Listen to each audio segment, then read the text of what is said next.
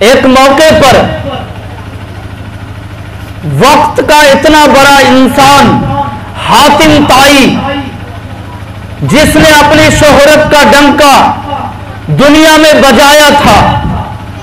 ایک جگہ حاتم طائی کا نواسہ بیٹھ گیا۔ حاتم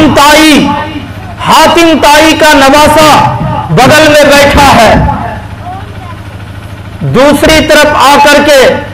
محمد الرسول اللہ صلی اللہ علیہ وسلم کا نواسہ حسین آ کے بیٹھ گیا۔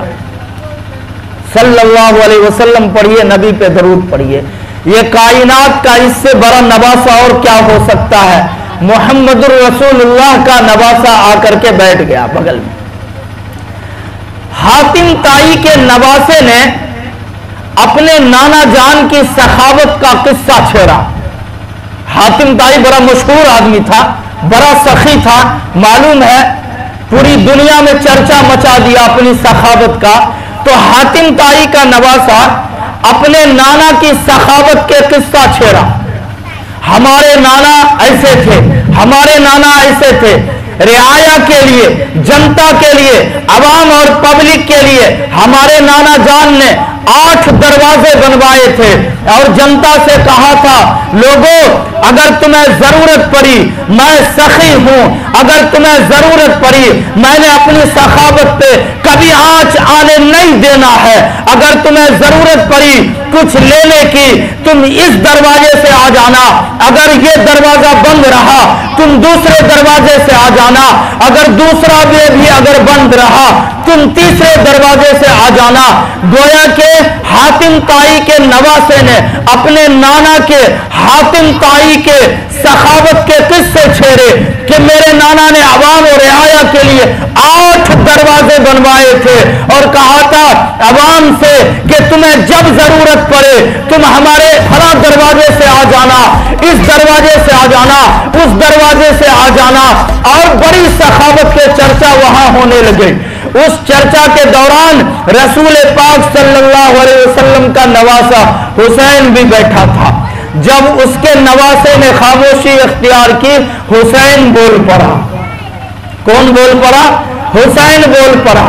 جس کا اب کچھ دنوں کے بعد جاہل عوام ابھی ڈھونگ رچے گی اور تعزیہ بنائے گی، حسین کے فرمان کو نہیں جانے گی، لیکن یہ عوام، یہ امت حسین کے نام پہ تعزیہ بنائے گی، تعزیہ بنائے، یا حسین، واہ حسین، ہائے حسین، ہائے حسین۔ ارے ہائے ہائے تم نہ کرو، حسین تو واہ حسین تھا، واہ حسین تھا، محمد الرسول اللہ کا نواسہ تھا۔ بہرحال حاتم طائی کے نواسے نے اپنے نانا جان کے جب سخاوت کے قصے چھیڑے،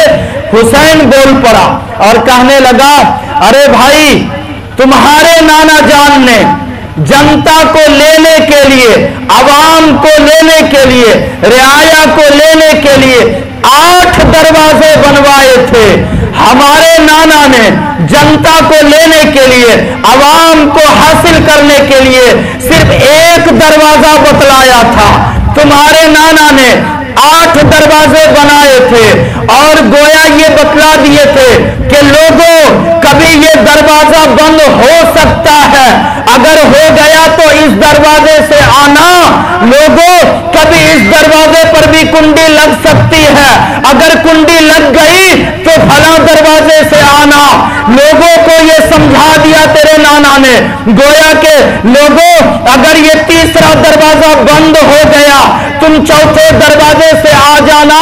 اگر چوتھا دروازہ کا اگر پہلوان سو گیا ہے تو تم 5ویں دروازے سے آ جانا۔ گویا تمہارے نانا نے یہ بتلا دیا کہ فلاں دروازے پر کبھی کنڈی لگ سکتی ہے، گویا تمہارے نانا نے 8 دروازے بنا کر کے یہ عوام کو سمجھا دیا کبھی اس دروازے کا مالک سو بھی سکتا ہے۔ گویا تمہارے نانا حاتم طائی نے 8 دروازے بنا کر کے یہ عوام کو بتلا دیا کہ کبھی اس دروازے کی کنڈی لگ سکتی ہے، لیکن میرے نانا جان نے عوام کو ایک دروازہ بتلایا، اب دروازہ بتلا کے فرمایا، لوگوں یہ وہ دروازہ تمہیں بتلا رہا ہوں جس دروازے پہ تم لینے کے لیے شام میں آ جاؤ دروازہ کھلا ملے گا، دوپہر میں آؤ دروازہ کھلا ملے گا، ارے رات کے تہجد کے وقت آ جاؤ دروازہ کھلا ملے گا،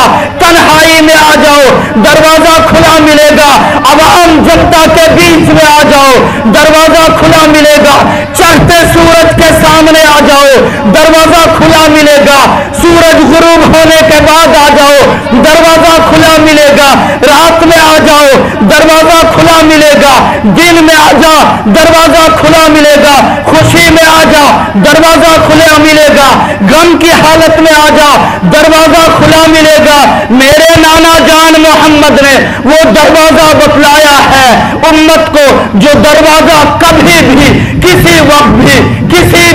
کسی شخص کے لیے بھی بند نہیں ہوتا۔ تمہارے نانا حاتم طائی نے ایک دروازہ نہیں انیک بنوا کے بتلایا، اس میں فالٹ ہو سکتا ہے، میرے نانا نے ایک دروازہ بتلا کر کے بتا دیا امت کو، لوگوں اس ایک دروازے پہ جایا کرو، وہ کبھی بند ہوتا ہی نہیں ہے، وہ دروازہ کبھی بند ہوتا ہی نہیں ہے۔ وحدت کے بھرے جام پلاتا تو ہے، وحدت کے بھرے جام پلاتا تو ہے، میرے بگڑے ہوئے کام بناتا تو ہے،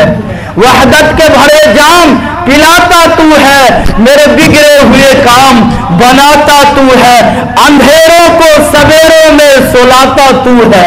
اندھیروں کو سویروں میں سلاتا تو ہے، سویروں کو اندھیروں میں جگاتا تو ہے، یکتا ہے یگانا ہے اللہ تو احد صمد ہے، یکتا ہے یگانا ہے اللہ تو احد صمد ہے، مشکل سے ہو مشکل تو بچاتا تو ہے، مشکل سے ہو مشکل تو بچاتا تو ہے، میرے بگڑے ہوئے کام بناتا تو ہے، اندھیروں کو سویروں میں سلاتا تو ہے۔ یہ رسول پاک صلی اللہ علیہ وسلم نے میرے دوستوں بزرگوں وہ ایڈریس ہمیں دیا ہے جہاں سے ہم کبھی مایوس نہیں ہو سکتے، وہ دروازہ بتلا دیا ہے جس دروازے سے ہم کبھی بھی مایوس نہیں ہو سکتے۔ لوگوں ایک بات یاد رکھو، ممکن ہے آپ حضرات تھک گئے ہوں گے، ویسے بھی 12 بجنے کے بعد گھڑی میں 12 بجنے کے بعد لوگوں میں 12 بجنے لگتا ہے، یہ ہو ہی جاتا، کیا کیجیے گا، نیند ایک ایسی چیز ہے ہر آدمی چاہتا ہے کہ میرا 12 نہ بجے گھڑی کا 12 بجے بج جائے، لیکن امید ہے انشاءاللہ 2-4 منٹ میں آپ سے رخصت بھی ہو جائیں گے۔ 1-2 بڑی پوائنٹ کی باتیں آپ کے سامنے بتانا چاہ رہا ہوں۔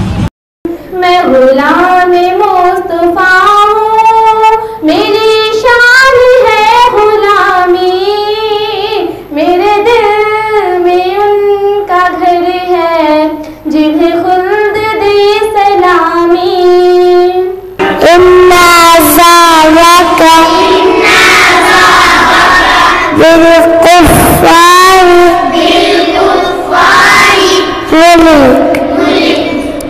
مولا لالا نوتوی تاجوں بن پائے بانی، متقی انسان کا